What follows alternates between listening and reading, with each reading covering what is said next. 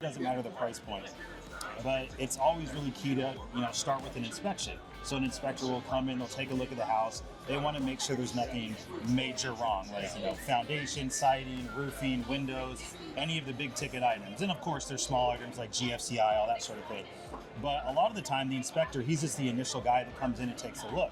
A lot of the time, we'll need specialists to look at some of the big ticket items if there is a problem, like a roof, like a deck, where someone could come in and take a look. And so when we work with a buyer, we want to make sure we protect them to the fullest. And that was the big key with this recent deal that we worked on, that we wanted to have specialists come in and take a look at a few different things with the house. So a lot of the time in our group, I kind of take the lead on that. I'll make sure that I'll connect our client with very vetted professionals, because we don't want to send our client to anybody.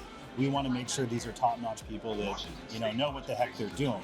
And then when that comes up, we reach out to the appropriate professional and have them take a look at whatever we need. If you haven't been through the process or done, we call them concierge, fix and lists, or R35s, kind of like a name for this type of workflow in construction contracting and real estate, because it's really important, a relationship, first of all. Yep. Top notch, and you were talking about that with your clients, but like with the inspector, with understanding the escrow process, there's a closing date, and there's a lot of money on the line. So people absolutely. $100,000